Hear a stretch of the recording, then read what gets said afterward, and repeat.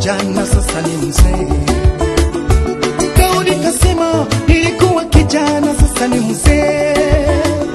Sijawahi ona mwenye yake ameachwa mimi, wala watoto wake kuombaomba mikate barabarani. Mungu ni mwaminifu kwa ahadi zake wanadamu. Mungu ni mwaminifu kwa ahadi zake si kama wanadamu. Akiongea Yesu ameongea.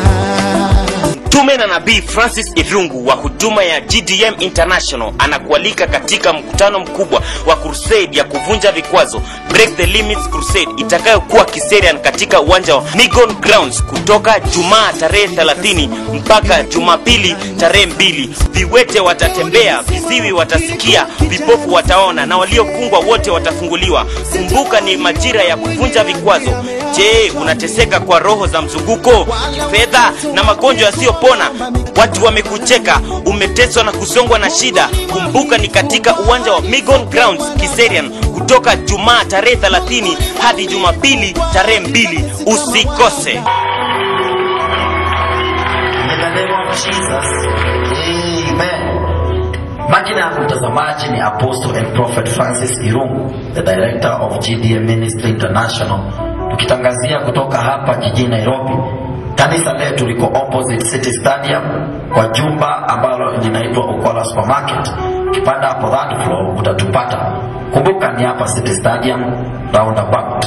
Utaona bana kubwa sana ambaye iko na mtu amevaa nguo kama hizi nimevaa, lakini nguo za papo akiwa ameinama amejishika hivi. Ukiona hiyo bana ujue hilo ni kanisa la GDM International. Niko hapa na ukaribisha sana kwa ibada yetu ya siku ya kesho hapa, kwa maana Mungu anaenda kuondoa wala watu wote walikamata baraka zako. Kuna watu walikamata baraka zako na nitakuelezea. Amen. Ningetaka kwanza kukutangazia ama kukupatia list ya watu ambao wanaweza jua shida zako na wakabadilisha destiny ya maisha yako wakitumia mbinu za kipepo. Mtu wa kwanza anaitwa astrologer. Astrologer ni wale ambao wanasoma nyota. Mtu wa pili anaitwa soothsayer. Soothsayer ni watu ambao wanaimbia mapepo. Wakiimbia wanafufua hiyo mapepo. Hiyo mapepo inafanya kazi kinyume na maisha ya mtu. Mtu wa tatu anaitwa medium ama spiritist. Hawa mediums wao wanaongea na waliokufa. Mtu wa nne anaitwa false prophet. False prophet ni mtu anakaa nabii wa ukweli lakini si nabii wa ukweli. Anaweza jua shida zako, anaweza atatumia neno linakaa la Mungu, yani ataongea shida zako, lakini majibu ambayo atakupatia ama yale mambo atakwambia ufanye ili usaidike, si mambo inaambatana na Biblia.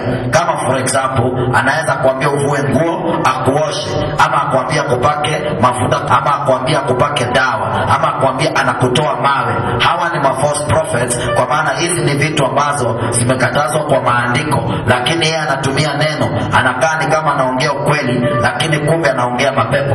Mtu wa tatu ni wizard. Wizard ni wale watu ambao unasikianga wanazurura usiku. Wengine ni night runners, wanakimbia wakikadha maneno ya watu. They gather your life at night. Mtu wa sita anaitwa sorcerer. Sorcerer ni mchawi. Ni mtu ambaye ni jirani yako, ni mtu mnakaa pamoja na yeye. Mtu wa saba ni witch ni yule anaendea dawa kwa mganga. Witch anaendanga kwa witch doctor kuchukua dawa. Witch ndiye anabebanga suruali zako, ndiye anabeba picha yako, ndiye anabeba nguo zako, ndiye anabeba nywele yako, ndiye anabeba kiatu yako, ndiye anabeba socks zako, ndiye anabeba bra yako, ndiye anabeba boxer yako, ndiye anabeba chochote ambacho anapeleka kwa mganga, ndiye anabeba leso yako. Kuanzia hapo huwezi ukapata mimba. Mtu wa nane, hawa watu wote nimetaja wanaenda kwa mtu mkubwa. Ule mtu mkubwa wao, msongo wao anaitwa witch doctor. Witch doctor ni daktari wa uchawi. Witch doctor, daktari wa uchawi. Yani yeye anafanya uchawi, yeye ndiye manufacturer, yeye ndiye akona industry area ya kutengeneza kamuti, ya kutengeneza hirisi, ya kutengeneza vitu za kufunga watu, vinyago. Yeye ndiye anapeana vitu zisiko kwa shamba yenu. Mtu wa tisa ni diviner ni mtu anakaa ni kama anajua anajua shida zako, yani anaonekana ni kama mtu wa Mungu lakini si mtu wa Mungu. Anaweza kuambia sema Baba yetu aliye mbinguni mara 15 mara 3 kwa siku, ama kuambia ukiamuka usalimie jua, uiambie jua wewe ni mzuri, nataka leo uniangazie jua la neema. Huyo anaitwa diviner. Diviner ni mtu ambaye anatumia divination. Mtu namba 10 ni palm reader. Wale wanasoma mikono ya watu, wanasoma mikono ya watu kwa maana wanajua kwamba mkono wako haufanani na mkono wa mtu mwingine, na Mungu alisema atabariki kazi ya mikono yako. Sasa wao wakisoma mkono wanajua ni kazi gani Mungu amekuwekea, na wakijua hiyo, ukikosa kuwalipa wanaweza kamata hiyo manto yako ama hiyo star yako wakapatia mtu mwingine. Mtu wa 11 anaitwa magi ama horoscopes. Horoscopes ni watu ni wanajim, ni wale ambao wanasoma nyota. Horoscopes ni mtu ambaye anakutabiria akitumia nyota. Kwa gazeti utaona wanaandika nyota za Sagittarius, Capricorn, Libra, wanaandika hizo nyota leo wanaweka kwa gazeti. Ni watu ambao wanakuambia mtu aliyezaliwa Disemba hii hadi Disemba hii ako chini ya nyota inaitwa hivi, na hiyo nyota ndio wanatumia kwa manipulate maisha ya watu. Hawa ndio magi horoscopes. Hawa ndio walitoka from the east wakafuata nyota ya Yesu hadi pale Yesu alikuwa amelazwa, na isingekuwa ni malaika kufufua, wale walikuwa wanaitwa wachungaji. Wachungaji walikuwa wamelala wanachunga kondoo. Hawajui ya kwamba kuna wengine ambao wanachunga nyota, wameona nyota ya Yesu, wameifuata hadi pale Yesu wako. Malaika akashuka akaambia wachungaji, kimbieni Nazareti kwa maana amelazwa kwenye hori la ng'ombe, mkombozi wa ulimwengu. Na naamini kwamba magi walikutana na wao hapo, na wakati wachungaji waliomba hawa wakachanganyikiwa, na Biblia inasema hiyo nyota ilikuwa inapatishia wao kwa Herode, na Herode alikuwa anatafuta mwana wa Mungu amuue. Herode alikuwa amejuaje Yesu atazaliwa? Herode si nabii alimwambia, lakini hawa watu wa nyota, hawa ndio wanajua. Hawa ndio walishuka wakati wa Farao. Farao akaua watoto wa kiume kwa maana alijua Musa anakuja kuzaliwa na Musa anakuja kuokoa wana wa Israeli. Wacha niongezee wale wengine. Number 12 wanaitwa necromancer. Necromancer ni watu necromancer ni watu ambao wanaongea na waliokufa. Watu ambao wanaongea na waliokufa wanaweza kuambia the wishes of your dead father, wanaweza kuambia the wishes of your dead mother. Wanaitwa omen interpreters, spells and casters. Wanakuanga na gitaa, wale wanakuanga na sihoho, wale wanakuanga na juok, wale wanakuanga na cheni. Ni watu ambao akikuangalia ukiwa na mimba anaweza rusha kupitia kwa macho yake, anaweza akarusha laana kwa maisha yako, na akirusha laana aidha unatoka mimba, ama unapata mtoto ambaye miguu haitembei, ama unapata mtoto ambaye hana kichwa, ama unapata hii na ile. Ni watu ambao ukinunua gari yako wakikuangalia warushe hiyo mapepo yao, kati ya wale nimetaja hapo mbeleni. Na hawa wanaweza rusha, ndio wanaenda kwa wachawi, wanafanya kitu kinaitwa ramli ya kioo. Ramli ya kioo, wanaona maisha yako kwa kutumia kioo, wakitumia. Na hata wachungaji wengine si wachungaji wa kawaida, ni wachungaji walio na hii mapepo. Wengine si wachungaji wa kawaida, ni wachungaji walio na hii mapepo. Kwa nini nasema lazima uangalie baada ya mtu kujua shida yako ni nini anakuambia ukafanye? Ukiona anakuambia ukafanye kitu ambacho iko kwa maandiko, lazima ujue huyu ni mchungaji wa uongo. Huyu ni mchungaji wa uongo. Si kujua shida yako inafanya mtu awe mtumishi, kwa maana hata mimi najuanga shida zako na hata wengine wanajua shida zako, lakini lazima uangalie, yani baada ya diagnosis ya your problem, lazima uangalie instruction ambayo umepewa ili shida yako iishi. Ile instruction ya kiungu ama ni ya kipepo? Mwingine atakwambia mzee wako alitoroshwa na hii na hii na hii. Sina shida ya kuambiwa, ile shida iliyoko hapa Mungu ameniweka hapa ili nikuambie uangalie majibu. Bible inasema you shall know them by their fruits, matunda yao. Sasa huyu ni mtu anaweza kuambia leta suruali, leta bra, unaoshwa hivi, unafanywa hivi. Sasa hawa ni watu ambao hawa wanaitwa omen interpreters, spells and casters, watu wa kulaani. Kumbuka Balaam alichukua Balaam ili alaani wana wa Israeli. Akachukua Balaam. Balak alikuwa kiongozi na Balaam alikuwa anakaa nabii. Akachukuliwa na Balak akalipwa pesa ya divination ili alaani wana wa Israeli. Alijaribu kuwalaani mara 3 akashindwa. Akasema, je, nitawezaje kulaani kile ambacho Mungu amebariki? Ninataka kutangaza leo na nitakamata hao wote nikitumia nguvu nilizopewa, ya kwamba chochote chako wamejaribu kulaani hawatafaulu, na watasema na wakili na vinywa vyao mbele zako zako. Si nimekujaribu kukulani lakini nimeshindwa. Mmetuweza. Mtapata message kwa simu zenu. Wengine wakisema mmetuweza. Wacha niendelee. Grupu hiyo ingine wale wanaweza jua shida zako. Nimesema ni star gazers. Hawa ni watu ambao wanafuata nyota. Na 17 ni enchanters. Enchanters ni mtu ambaye anafanya chanti. Ni wale wanatembea wakiwa wamebeba ilizi na mkono. Ilizi na kaya msalaba. Iko na beats, wanatembea na beats, wanaenda wakihesabu kwa barabara. Wanaenda na wakihesabu kwa barabara. Yaani yeye anaenda akiomba, kumbe si kuomba anaomba. Kuna maneno anataja. Anaweza kuwa anaenda akisema lazima Wanjiku wakufe. Wanjiku amebeba msalaba, iko na beat, anaenda akichant, anaenda akijiongelesha kwa barabara, na hata polisi hawezi muuliza, na hata DO hawezi muuliza, na hata chief hawezi muuliza, anaenda akihesabu kwa barabara. Hawa wanaitwa enchanters. Hawa ni watu wanafanya chanting. Anaweza kuwa na chant uishe. Ama anaweza na anakuwa a chant mara 16, anamaliza hizo beats, sijui zinakuanga ngapi. Akimaliza anaanzia tena. Isipokuwa nabii akawaita wakuje interpret ile dream, lakini wakashindwa. Wengine lazima waende walale ili waone ile ndoto uliota, kwa maana wanatumiwa na mapepo. Mapepo inakuja inaona ndoto yako, inakamata hiyo ndoto inawapatia.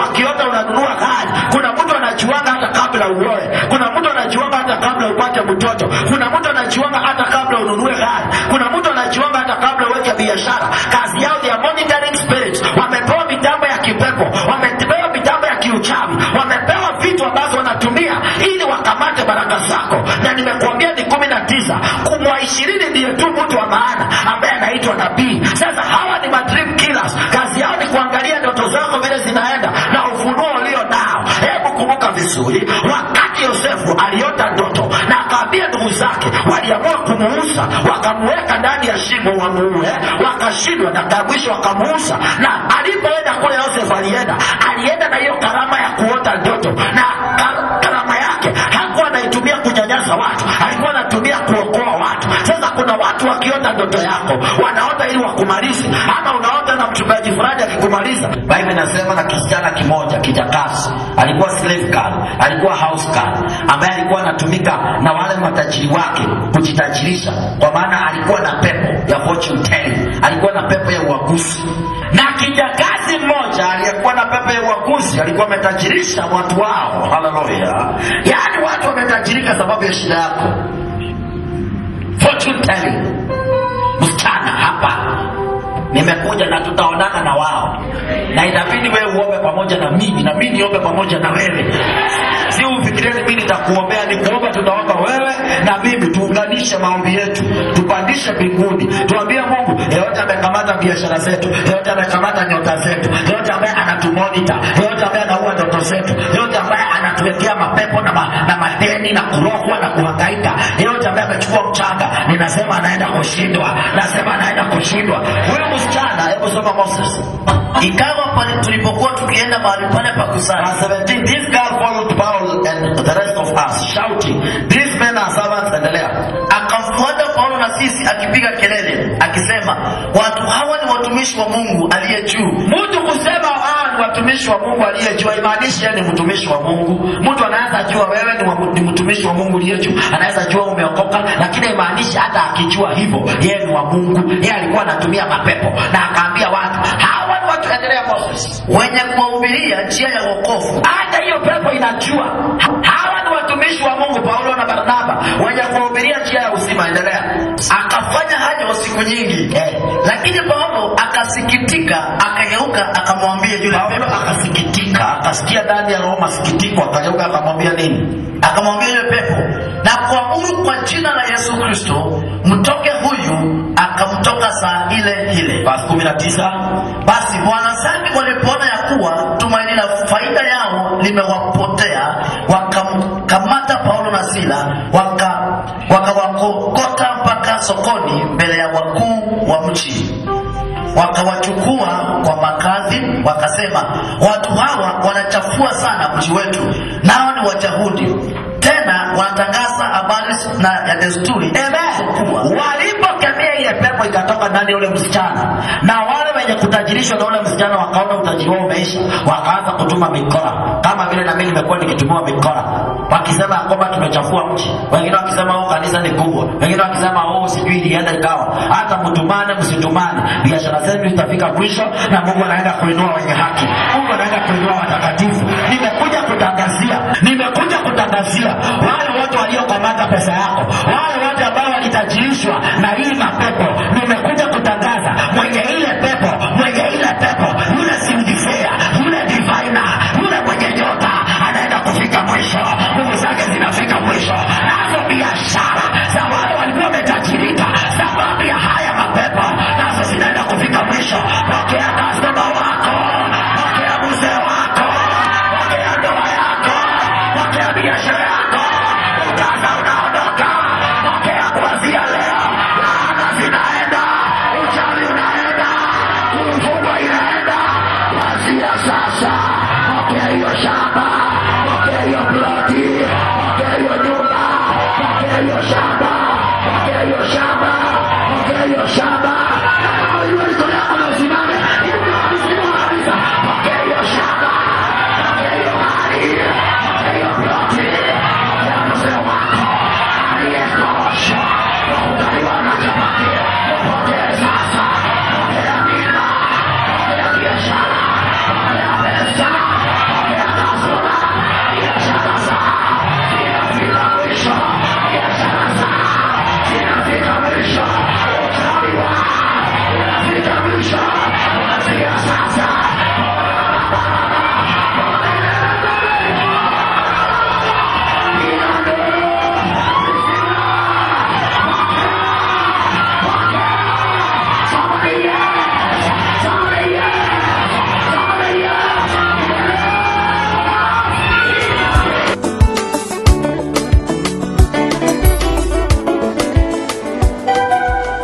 Tangu asali hajawahi ona hapa.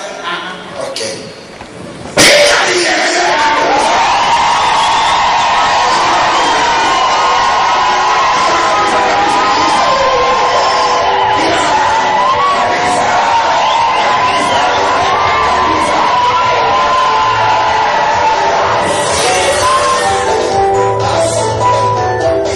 Hapa niko. Kuja. Angalia mimi. Kuja hapa niko.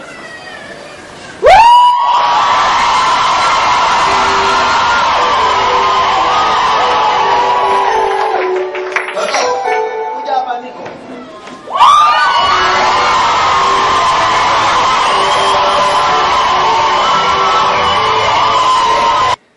Tafuta mami.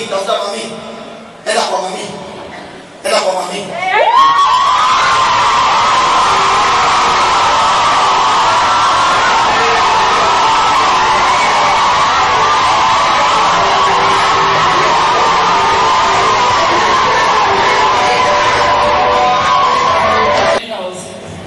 Toto, niangalie. Fanya vile ninafanya.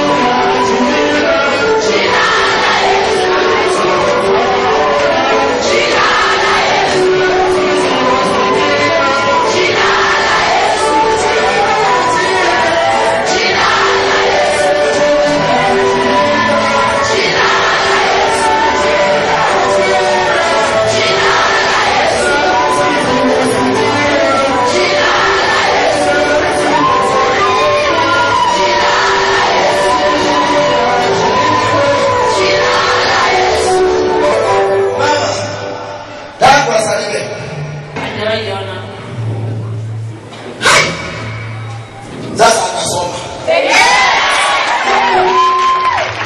Unataka hospitali wapi? Kenyatta, Lens na Look at this baby. Angalia macho vile inakaa.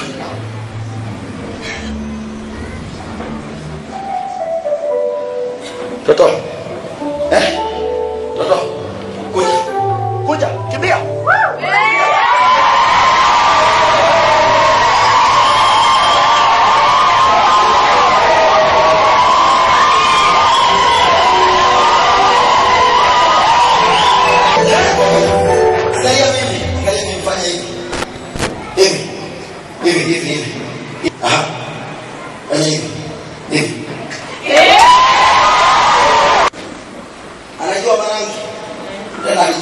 Hii ni nini? Hii ni nini? Oh, hii anajua. Hii ni nini? Sababu hajawahi ona, hawajui. Hii inaitwa kalai. Kalai? Sema kalai. Ni rangi ya blue. Hii rangi ya blue. Haya. Sasa hiyo ni ya blue. Na hii rangi gani? Haya. Hii rangi ya white inaitwa bahasha. Rangi ya? Haya. Hii ni nini? Rangi ya white.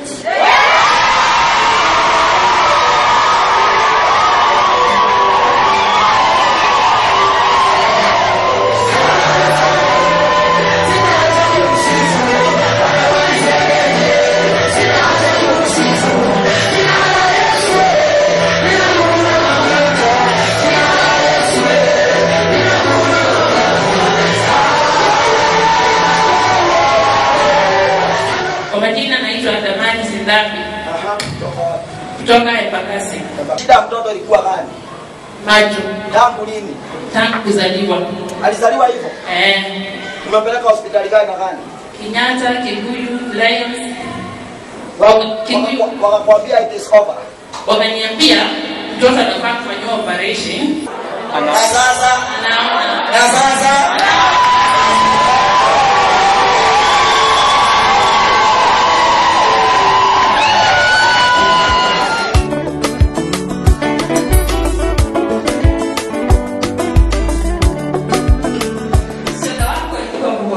Anaitwa nani? Alafu kwenda kupima kampika alikuwa positive. Sasa mimi nikamwacha hapa Nairobi, nikarudi kwetu nyumbani. Basi sasa akamchukua akamleta hapa. Your sister anaitwa nani? Flora. Akamleta hapa. Kio akaombewa kwenda kutestiwa, she was negative. Oh my God.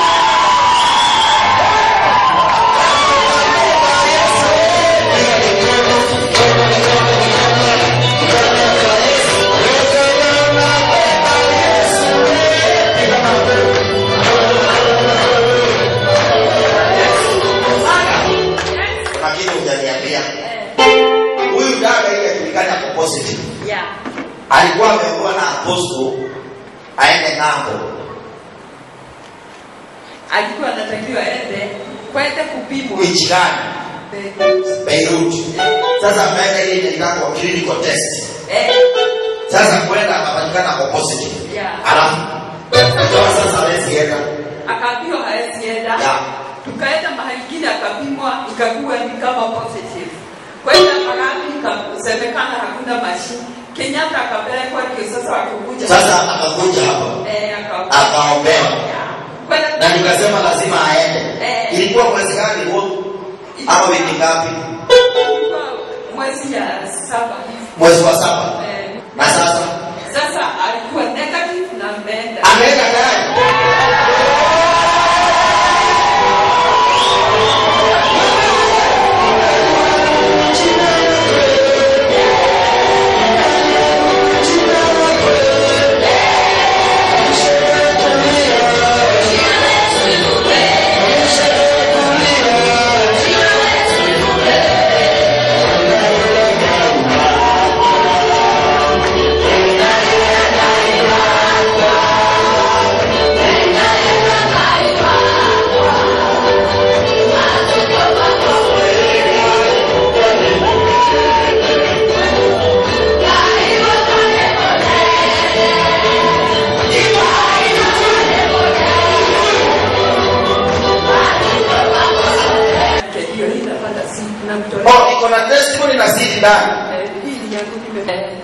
Thanksgiving for Esther Kah's healing. She came here, according to the doctor, she was confirmed positive. She was supposed to go to Beirut for a job placement. After prayers, she got a job. But when she went for testing, they found that she's positive. So they took her to all those hospitals Mama has spoken about. Dakika mwisho, Mama akachoka akarudi Nyeri. Akachukua sister yake Flora. sister yake akamleta hapo. Baada ya maombi nikamwambia tu, dada, unaenda ni shetani anaona vile unaendelea, wanaitaka destiny distractors, tuamelisha hiyo ukimwi, lakini utaenda ukimwi na utapatikana negative. Alipimwa wapi? Alirudiwa Kenyatta National Hospital, akapatikana amepona, akapeleka report na sasa kwa Beirut. Oh my God, Nikona tunasoma kwa Beirut kabisa.